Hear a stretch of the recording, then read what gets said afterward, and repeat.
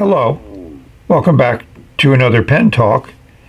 Thank you very much for tuning in and choosing to join me and follow my exploration of the wide world of pens. And yes, this is one you may recognize from a TEMU unboxing video I did a small bit ago. Yes, it's the Natami Super Warship. I have no idea how they came up with that name, and I have respect for anybody who can make a product, distribute it, sell it, call it a name. There are a lot of cultural differences. Who knows what they tried to translate the Chinese name into when they came up with that phrase. But the pen does look nice and stealthy. It certainly doesn't look like any other pen I've ever had. A lot of people spend a lot of time trying to find similarities between pens and accusing some pen makers of not having any creativity, but who cares? Waste of time. Enjoy your pens. Either you enjoy them or you don't. Doesn't matter what they look like, who else thinks they're good or bad. It's your decision. It's a very personal thing, something you hold in your hand and use to deposit ink in a controlled leak. So my pen friends are gathered around saying, we haven't had a chance to hold up a pen for a while. And I'll say, yep, but let's dive into this pen. Let's take a look at its bits and pieces and obviously find an ink and write with it. Mr. Crab says, winky wink. Well, the first thing you'll notice about the pen when you pick it up is it just doesn't feel like you expect it to feel. To me, it's very top heavy when you hold it like this, but obviously that's not how you write with it. And I do like this in the dark, they call it black model versus the other color. Yes, there are two. Not really certain about how all these design elements came into play and how decisions were made. And I've sat in design meetings and marketing meetings and as the engineer responsible for making a product and had to provide my input as to whether that could be done at a certain price point. But that's neither here nor there. Pen feels nice. This plastic, is it turned acrylic? Is it injection molded? Who knows? I think it could be turned acrylic. But we'll see. That nice black nib, which is one of the things that inspired me to get this model versus the other one. That section's on the small side, but it's not a large pen. And yes, it does feel fine in the hand. Like I said, that's a small section, almost too small for my enjoyment. And the pen feels good. I mean, this feels light. We'll give you the weights of the different bits. And it's designed to post, which very few pens nowadays are designed to post. And this one feels good posted. That balance comes right where you think it should, right in the crooks of the hand. I'm not a poster, but I know a lot of people like to post, have to post, and this pen would work for that. It's a vac filler, so we're going to take a look at the bits and pieces and show how that vac filler does work. I have an ink in mind. I think you know what it is. So I did an unboxing in my TEMU video. So this is the box, just a plain cardboard box, and it certainly has Super Warship everywhere. Natami also. And I was really happy that inside was this faux leather pen pouch. Very nice. Considering the pen has no clip, it might be a pocket pen, and therefore it's nice to have something like this to put it in when it's in your pocket so your keys, coins, or whatever don't mar the surface. Good combination. Yes, let's put that right there. And yes, it's a Super Warship.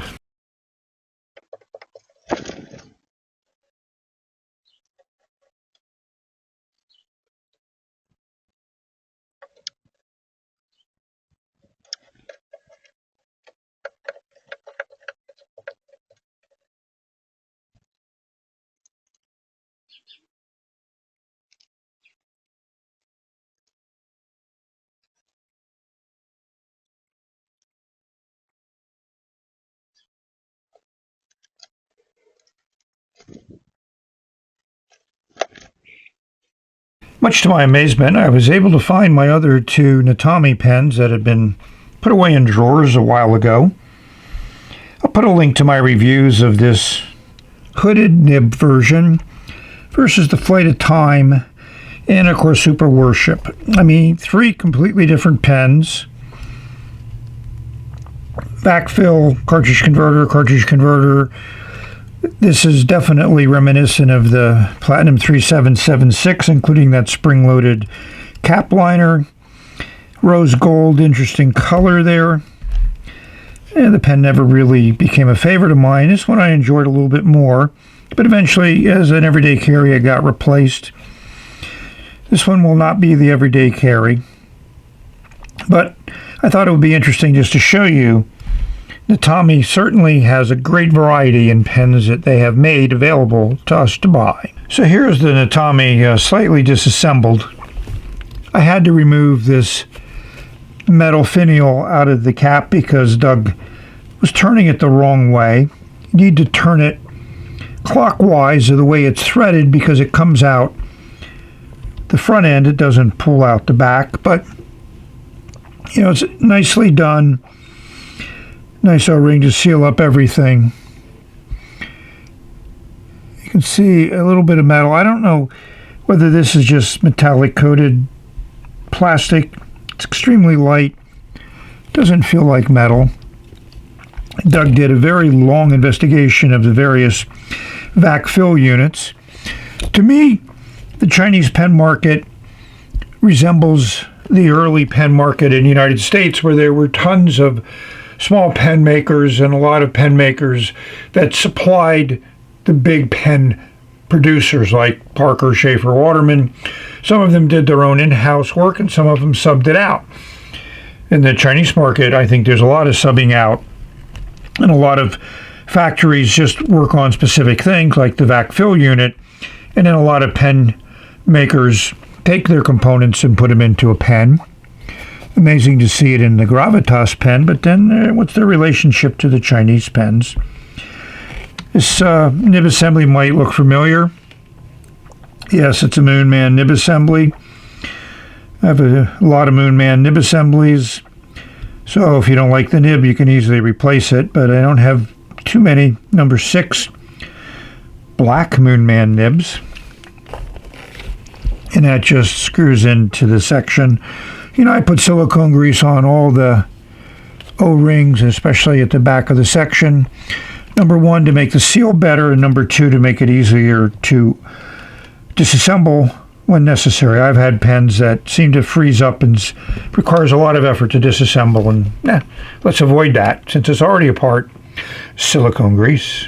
So what I will do, because I think it's fun, is we're going to pull up the vac filler and listen to the sound as it makes it when you push it down, and the vacuum forming behind the piston gets filled with air from the front.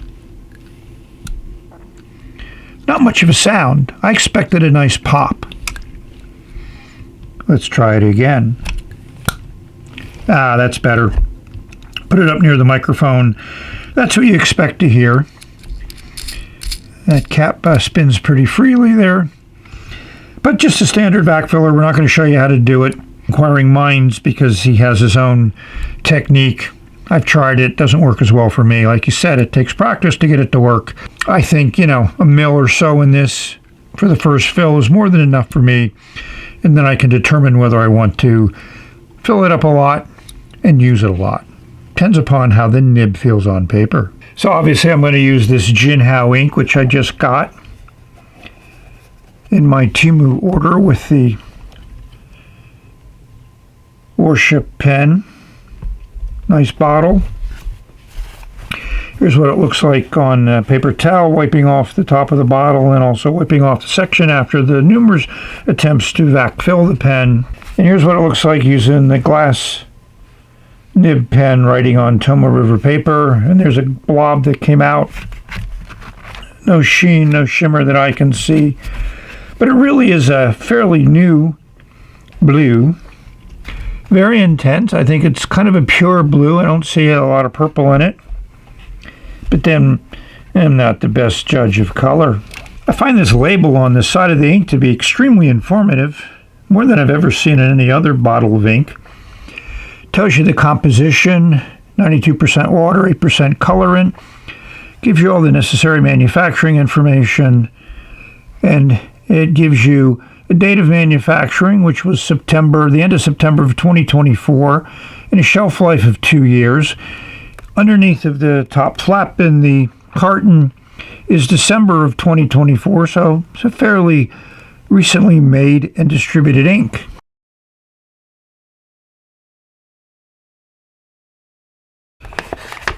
Well, there's my first fill. As you can see, not much ink came up.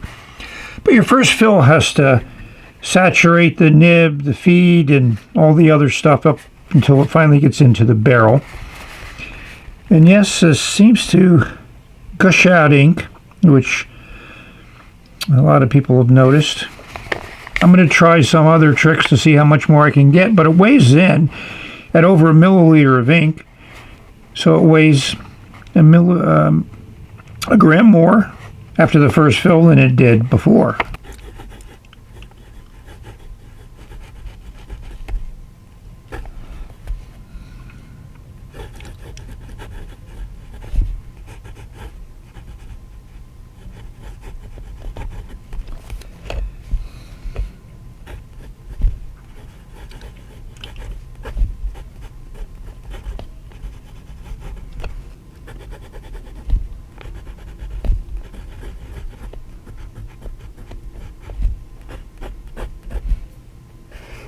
The nib writes fine.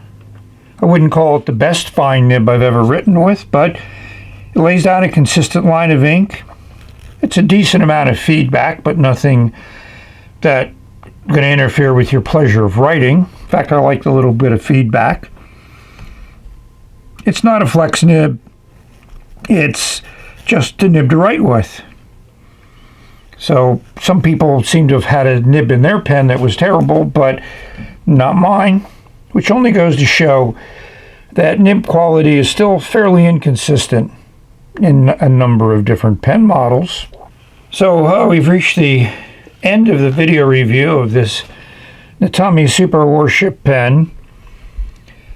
So I'll agree with some people that it's not a pen I would recommend for various reasons, but the primary reason is I don't think that vac filler works very well.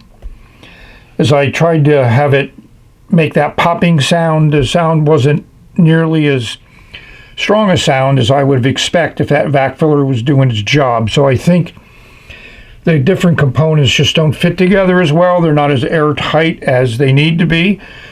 In my estimation, it's those O-rings up at the top that seal up against that piston rod, because when you push down, those O-rings have to stop air from coming in from this direction because you want to create that vacuum which draws up ink. I tried 3 fills. Each fill just got 1/10 of a milliliter more of ink, so not significant. But you know, it has a mill in it, so that's enough to have you write for quite a long period of time. The fine nib works good. That section, as I mentioned, is a little bit small for me, not something that I'm that comfortable with. I think the design of the pen is very interesting. I wouldn't say the design adds to any functionality of the pen as a writing instrument, which is, to me, part of the criteria that I use to look at a pen. I mean, a pen can be unique, it can be very different, but you don't want it to just be different and unique for the sake of that. You want it to add to the writing experience and make your writing experience more enjoyable, and I don't find that true with this pen. So that's my conclusion. I want to thank all of you for watching. I hope this video finds everyone safe, healthy, and happy, enjoying your pens, whatever pen they are, and this pen might be one that you enjoy, and I think that's great. It's not one that's going to go into my greatest pens of all time hit list, not that I have one. So with that, we've reached the end, and we will say bye-bye. More pens in the pipeline. Stay tuned.